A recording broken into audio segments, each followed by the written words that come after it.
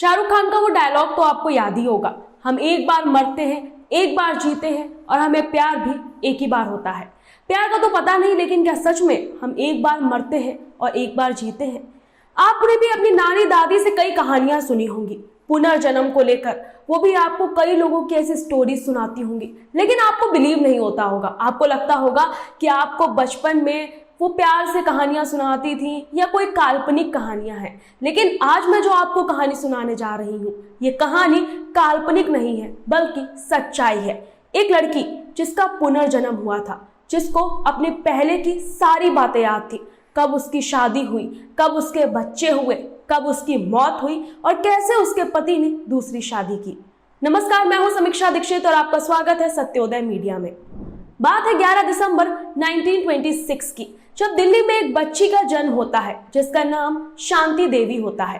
3 साल तक तो वो बच्ची बोलती नहीं है, लेकिन जब वो बच्ची चौथे साल से बोलना शुरू करती है तो इतनी सारी बातें सामने आती हैं कि लोग सुनकर हैरान रह जाते हैं।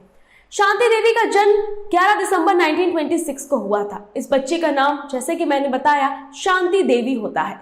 दिल्ली के एक परिवार में ये बच्ची का जन्म होता है। चौथे साल में जब ये बच्ची बोलना शुरू करती है तब ये अपने पुनर्जन्म की बातें बताना शुरू करती है। शांति देवी बताती हैं कि जब उनकी माँ उनको मिठाई खिलाती थी तब वो बताती हैं कि उनके पहले वाले घर में इस तरीके की मिठाई बनती थी, ऐसे लड्डू बनते थे। उनकी माँ जब उनको कपड़े पहनाती हैं तब वो बताती हैं कि पहले के ज़माने में मतलब पहले के जब उनका जो जन्म था उसमें जो है पहले की लाइफ में अपनी वो कैसे साड़ी पहनती थी, कैसे सूट पहनती थी और किस तरीके से वो बिहेव करती थी। उनकी माँ कुछ भी उनको बताती हैं तो वो अपने पुनर्जन्म की बात लेके आ जाती हैं। हालांकि बचपन में ऐसा हर किसी के साथ होता है, कई बच्चे ऐसी बातें बताते हैं, लेकिन माता पिता इन बातों को इग्नोर कर देते हैं। लेकिन शांति देवी की बातों को ज़्यादा दिन तक इग्नोर नहीं किया जा सका। उनके एक गुरु थे जिनसे वो बात कर रही थी और शांति देवी ने तब उनको बताया कि उनका घर पहले मथुरा में था और मथुरा में भी मंदिर के सामने उनकी एक दुकान हुआ करती थी। उनके गुरु को पहले तो इस बात पे भरोसा नहीं हुआ। फिर उनके गुरु ने फैसला किया कि वो मथुरा जाएंगे और इस बात को ढूंढेंगे और इस बात का पता लगाएंगे कि क्या ऐसा सच में है। उनके गुरु मथुरा जाते हैं और उनको क्या देखने को मिलता है कि शांति देवी ने जो भी बातें बताई होती हैं वो सारी ही सच होती हैं।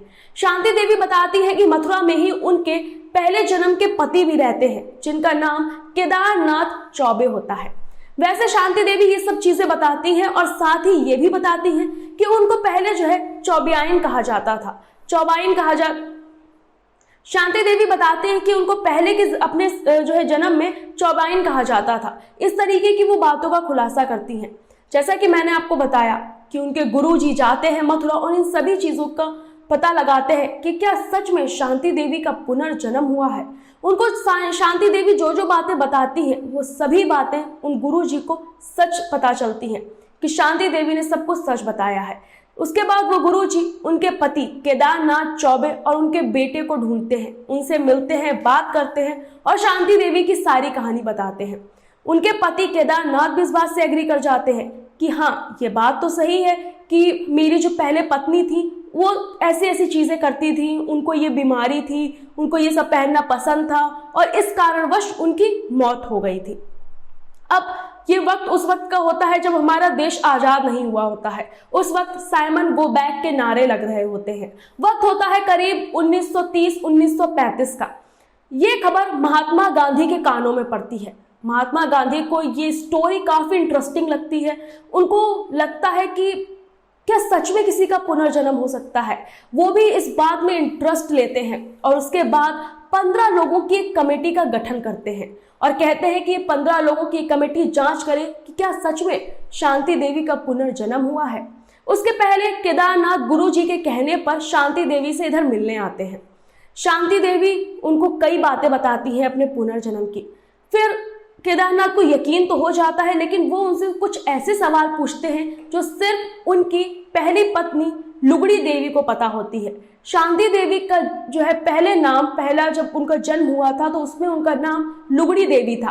तो केदारनाथ जो है उनसे पूछते हैं कि पहले तो ये बताइए कि आपका नाम क्या था। तब वो बता देती है कि लुगड़ी देवी उनका नाम था।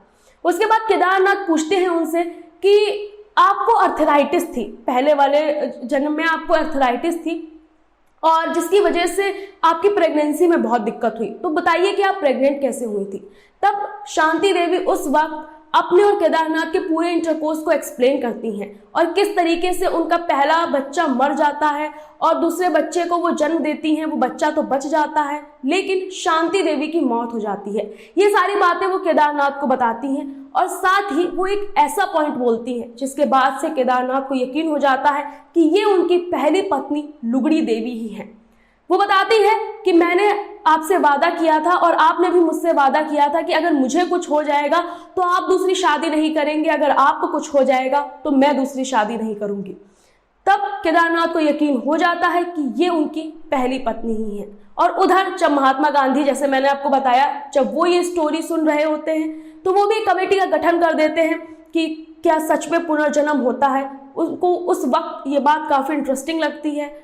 15 लोगों की कमेटी शांति देवी के घर आती है और शांति देवी के साथ मथुरा जाती है।